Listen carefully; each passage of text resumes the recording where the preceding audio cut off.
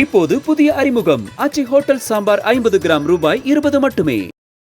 புதிய வருமான வரி மசோதாவை மத்திய அரசு இன்று தாக்கல் செய்கிறது. எதற்காக இந்த மசோதா, இதில் செய்யப்பட்டுள்ள மாற்றங்கள் என்னென்ன என்று வல்லுநரின் விளக்கங்களோடு பார்க்கலாம்.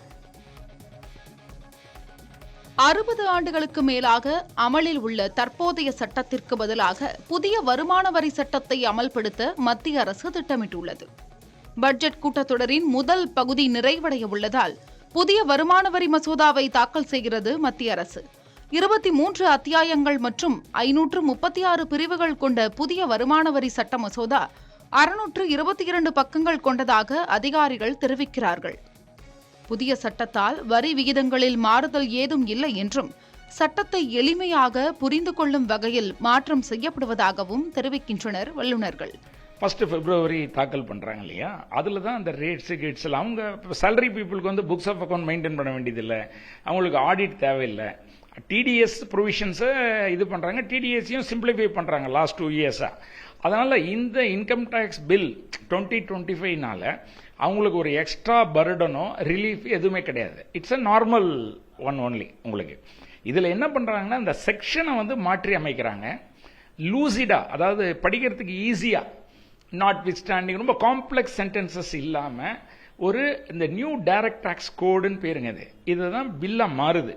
முழுவதும் டிஜிட்டல் மயமாகவும் ஏஐ எனப்படும் செயற்கை நுண்ணறிவு கொண்டும் புதிய வருமான வரி சட்டம் நவீனப்படுத்தப்படுகிறது என்றும் வல்லுநர்கள் தெரிவிக்கின்றனர். டிஜிட்டல் பிளாட்ஃபார்மை யூஸ் பண்ண தெரியணும், அந்த நோட்டீஸ் எல்லாம் படிக்க தெரியணும். சில ஜென்ரேஷன் இன்னும் அந்த டெக்னாலஜியெல்லாம் மற்றவங்கள சார்ந்து தான் இருக்காங்க இன்னைக்கு, இல்லைங்களா? ஒரு ஜென்ரேஷன் வந்து கம்ப்யூட்டரே பார்க்காம ஜென்ரேஷன் இருக்கிறாங்க. இவங்க வந்து டோட்டலாக டிஜிட்டலைஸாக போகிறாங்க. அந்த மாதிரி போகும்பொழுது அதை புரிந்து செய்யணும் ஆக்சுவலாக. அப்போது அது செலக்ட் ஆகி போச்சு ஸ்க்ரூட்டினிலனா, அவங்க எக்ஸ்பிளைன் பண்ணுறதும் அது ஃபேஸ்லெஸ்ஸாக தான் இருக்கும். அதனால் இது வந்து technology driven, AI driven, especially அந்த ஆடிட் ஆங்கிளில் அந்த டூல்ஸை யூஸ் பண்ணி ஏதாவது தப்பு இருக்குது அப்படின்னு அது கண்டுபிடிக்கும் உங்களுக்கு. பட் அந்த மெஷினே கூட தப்பாக இருக்கலாம்.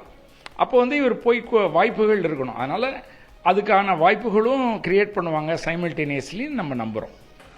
அதேபோல சிறு குறு நடுத்தர தொழில்துறையினருக்கு சாதகமான அம்சங்களும் புதிய வருமான வரி சட்டத்தில் இருப்பதாக தெரிவிக்கப்படுகிறது. டாக்ஸ் ஆடிட்னு எடுத்துங்க. டாக்ஸ் ஆடிட்டுக்கு ஒரு லிமிட் இருக்கு. இந்த டேர்ன் ஓவர் லிமிட் வந்து இதை தாண்டினா கம்பல்சரியா ஆடிட் பண்ணணும் அப்படின்னு இருக்கு. அந்த ஆடிட் பர்டிகுலர் ஃபார்ம் ஃபைல் பண்ண வேண்டியது இந்த ரூல்ஸ் எல்லாம் இருக்கு. இப்போ என்ன பண்ணியிருக்காங்க, இந்த டேர்ன் ஓவர் லிமிட் அதிகம் பண்ணியிருக்கிறாங்க. உங்களுக்கு அது டாக்ஸ் ஆடிட் எப்போ வரும், அந்த அதிகமாக டேர்ன் ஓவர் பண்ணியிருக்கிறாங்க. இப்போ 1 கோடி இருக்கிறத 5 கோடின்னு ஆக்கியிருக்கிறாங்க.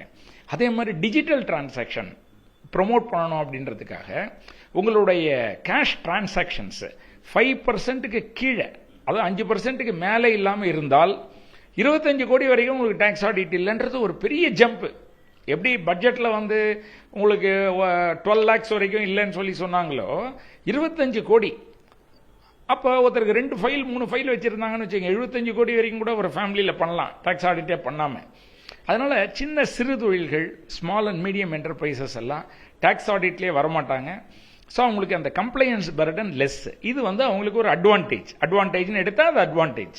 வரி விகிதங்கள், விலக்குகள் போன்ற அடிப்படை விஷயங்கள் மாற்றப்படவில்லை என்றும், தணிக்கை செய்யப்பட வேண்டிய கணக்குகளில் கால அவகாசம் நீட்டிப்பு போன்ற மாற்றங்கள் செய்யப்பட்டுள்ளதாகவும் கூறுகிறார்கள் வல்லுநர்கள்.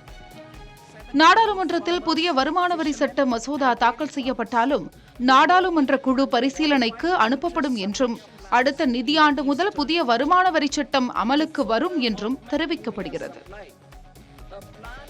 இப்போது புதிய அறிமுகம் ஆச்சி ஹோட்டல் சாம்பார் 50 கிராம் ரூபாய் 20 மட்டுமே.